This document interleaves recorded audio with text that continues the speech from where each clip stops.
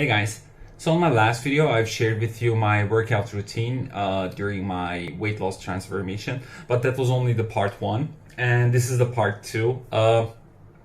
In this one, this is basically the intermediate advanced version of my training. So what I did was that because in the past I used to train, so it is not something that I'm completely unfamiliar with.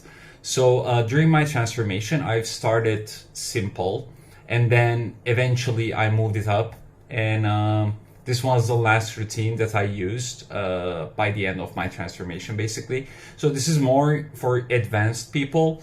If you can do it, of course, I mean, you can do it.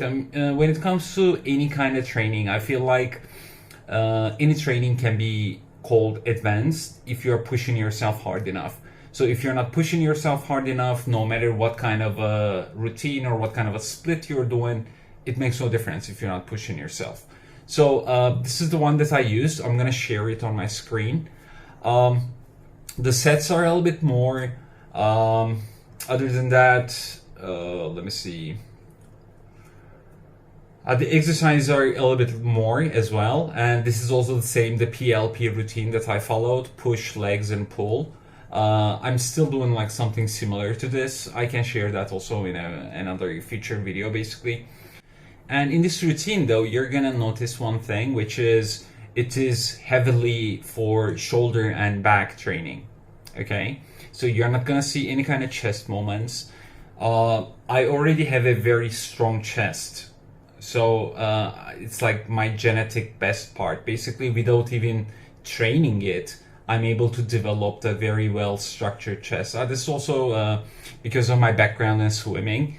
I used to have very developed chest muscles, chest area, basically. By the time I was like 14, 15, I would literally, when I wore a t-shirt or something, you could literally see my chest as like, two big bumps.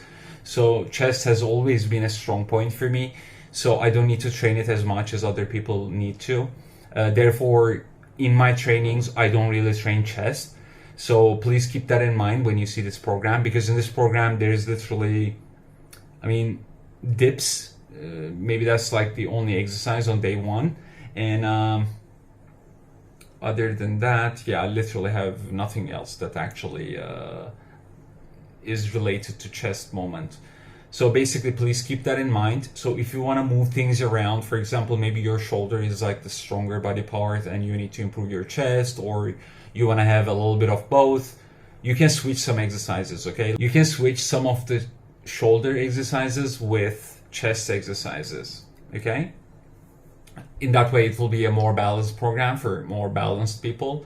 For me personally, as I said, I wanted to focus on my shoulders more. That's why I have more shoulder exercise here.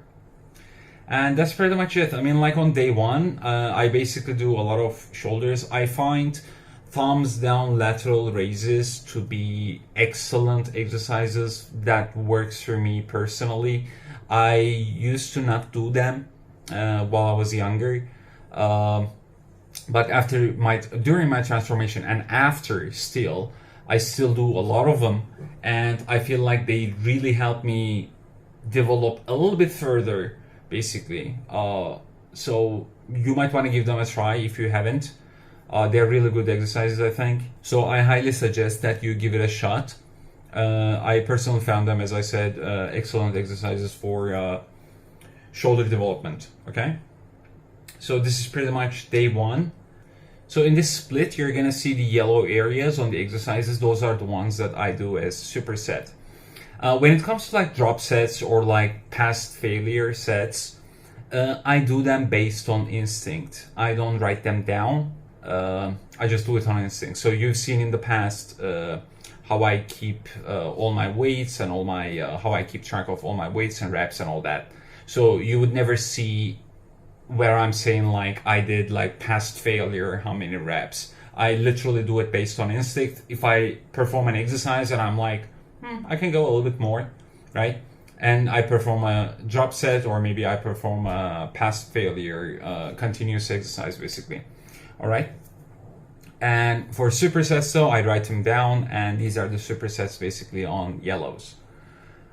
For legs, I'm gonna have to say that as well. My back has issues. In the past, I used to squat very heavy with not a very good form. I've injured my back several times in the past, and I currently have actually herniated discs. Like, they haven't been completely fixed, and when I push them a little bit too far, I get back pains again, massive back pains actually. So I don't do squats, I don't do deadlifts. All right, so these are out of question for me. I really like doing them, I swear. Like, I really like doing them, but it's just every time I try, it goes well for, like, you know, maybe the first few sets or the first few days, first few weeks, but I eventually end up injuring myself because I want to keep pushing further and further in terms of weight, in terms of reps, and it comes to a point where I'm trying to push to failure, I injure myself. So I quit doing them. So if you have back issues, I also suggest that you don't perform those exercises. They are basically one of those exercises where if you do them well, they help you develop very good legs. But if you don't do them, doesn't mean that you're gonna have horrible legs. You still will be able to develop legs. I've done it, many people have done it, so don't worry about it. Don't feel like just because you're not performing squats or deadlifts, you're not gonna be able to build a better back or better legs, all right? So don't worry about it, basically, okay? And that's pretty much it. I mean, let me see.